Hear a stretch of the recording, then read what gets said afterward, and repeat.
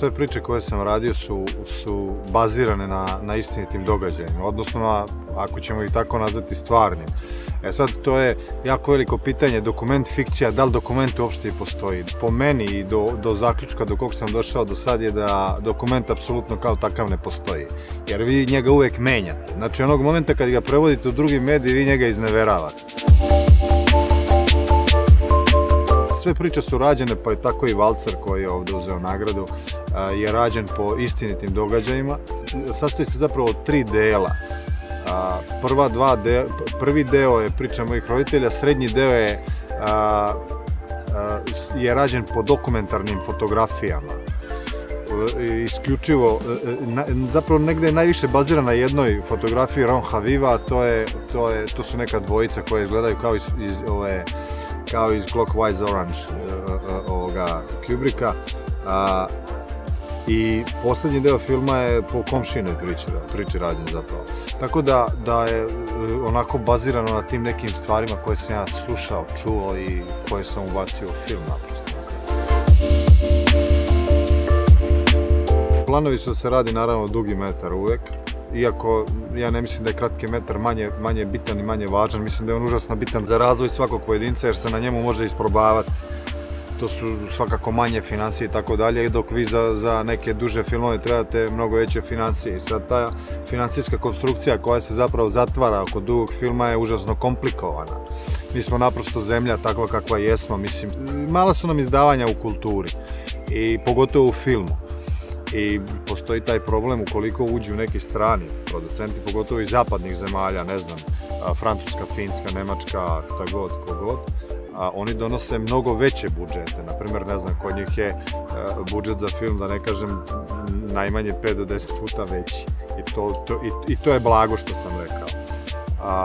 I naravno da onda oni očekuju da budu u svemu tome većinski producenti, zato što su naprosto donali više novca. I to je sad taj moment u kom mi gubimo negde bitku, tu producentsku bitku, meni se čini, sa inostranstvom. Ali koliko su pare bitne, još bitnija je ideja.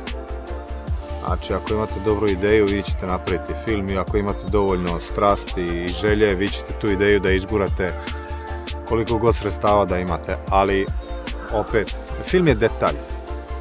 I detalj može da napravi naravno kreativnost, ali ponekad toj kreativnosti treba finansijski pomoći.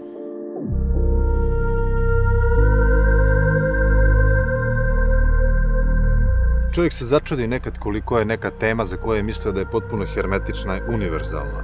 Zato što odjednom vidite vi kako taj film komunicira sa nekim Meksikancima, sa nekim Špancima, Italijanima, kako komunicira naprosto sa Kolumbijcima. Odjednom to nešto što je bilo vaše lično, do kraja, intimno, nešto hermetično, što je bilo zatvoreno u vama, odjednom postaje deo sveta, postaje neka univerzalna tema.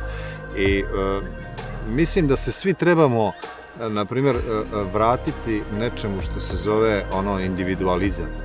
Jer mislim da smo krenuli svi u neku trku i u filmu i u svemu smo krenuli užasno u trku za neka copy-paste mašinerija smo svi postali. Svi smo postali neki plagijatori, nešto, svi jurimo, letimo za nečim, a mislim da se trebamo vratiti samo onome što je naše lično, što nas lično zanima, svako od nas ponaosob.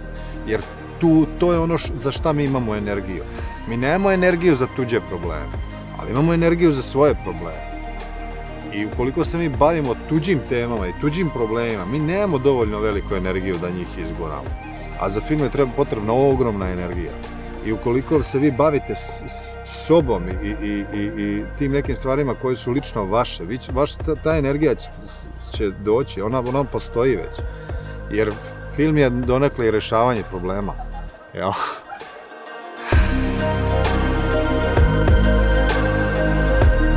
Meni su ovakvi festivali užasno bitni, pogotovo što je Novi Sad moj grad negde i ohrabrujem publiku da dolazi u što većem broju u narednim godinama. Zahvaljujem se publici što je bila u ovolikom broju ove godine i to je to. Hvala.